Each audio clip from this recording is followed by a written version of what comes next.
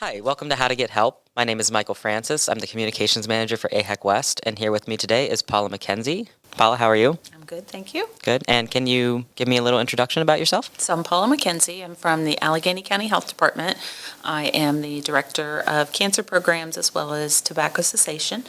I'm also a registered nurse, and I've been at the Health Department for about 29 years. What kind of cancers do you screen for? We have a grant through the state of Maryland, through the Maryland Department of Health, and we screen for 5 different kinds of cancers. We screen for breast cancer, cervical, colorectal, lung, and skin cancer. The eligibility guidelines, like how you get into our program, each one's a little bit different depending on age, but there are a few things that are universal and it doesn't matter which one you're getting screened for. Because we are a grant-funded program through the state of Maryland, you do have to be a Maryland resident. Most of our programs are for either uninsured persons or underinsured, meaning you might have insurance, but the insurance may not cover the full cost of that screening.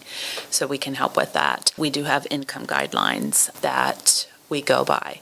We do not require proof of income, so oftentimes people will call in or walk in and say, what are your income guidelines? We don't give those out because we are, basically an honor system type thing, so you let us know what your income is and then we tell you yes or no whether you qualify. I'll just start out with breast and cervical cancer because they're kind of lumped together in one grant and the other 3 are lumped into the other grants. Breast cancer usually we start screening at age 40.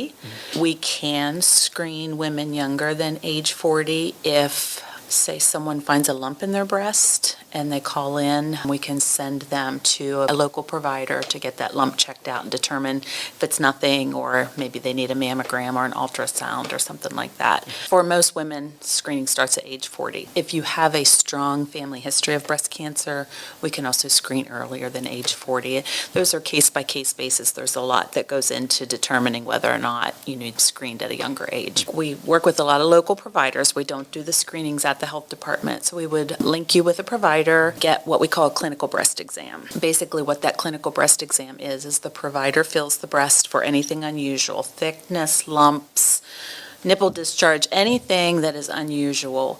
And what they find on that breast exam determines the type of mammogram that you need. Now, a mammogram is basically an x-ray of the breast. If they still can't make a diagnosis or rule out a breast cancer, they might do a breast ultrasound or a breast biopsy. Our program covers all of that. We can cover all of those tests. Our goal is to screen women early before there's a problem or pick up on things really early because the earlier you find the problem, the easier it is to treat and the better outcome long term. Cervical cancer, we do Pap testing and HPV testing. So once again, we don't do the testing at the health department. We link the woman with a local provider for the Pap test, the HPV test. If everything comes out okay, every 3 to 5 years usually is the interval for screening. If the Pap test or the HPV comes back abnormal, then there are further diagnostic tests and we can pay for those as well. So our program can cover a whole array of different screenings and diagnostics to rule out cancer or diagnose cancer. So to switch over to the other grant, colorectal screening, lung cancer screening, and skin cancer screening.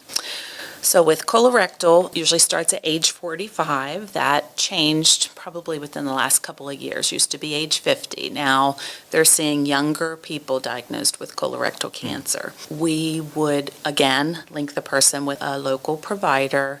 They would go in for an office visit. If the person has no risk factors whatsoever, which means they've never had a colonoscopy, so they've never had any abnormal findings or what we call polyps, and they don't have any family history, they can do an at-home stool test.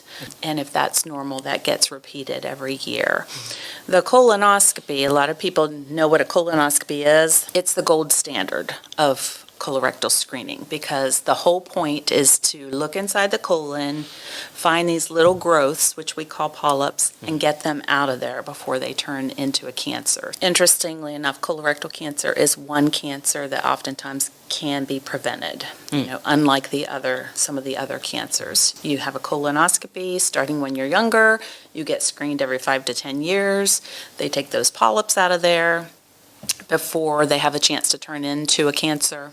and therefore you've prevented colorectal cancer. One day of inconvenience can save your life, and it really is. The person who's having the colonoscopy does have to take the day off work if they're employed, because you do go under some light anesthesia. The bowel prep, which is the stuff that you have to drink the night before that really cleans out your colon, basically gives you diarrhea, cleans you out really, really well so that the doctor can get a really clear look and not miss a polyp that might be hidden behind stool. The doctor looks at all of your risk factors, your family history. You may need a colonoscopy in 10 years. You may need a colonoscopy in 5 years. If they found polyps, you may need a colonoscopy sooner than that.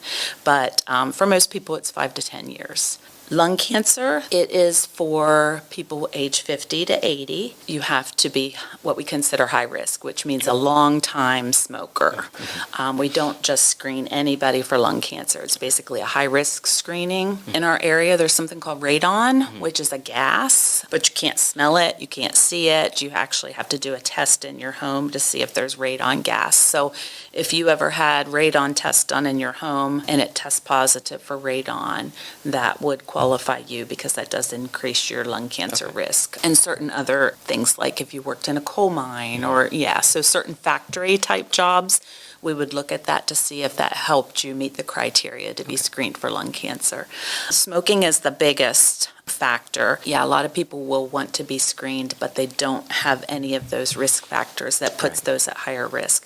It's not saying that lung cancer does not happen to people who have no risk factors, but this screening, usually insurances and our grant will only cover if you meet those criteria. So once we determine that you're eligible for lung cancer screening, we would send you to a primary care doctor, have a conversation with them, because there's not a lot involved with the actual screening itself, but there's a lot involved if there is a abnormal result. So we just make sure that they have a conversation with a medical provider that says, okay, I want to do this. This is right for me. And if they determine that along with the help from their provider, then we send them for what we call a low-dose CAT scan.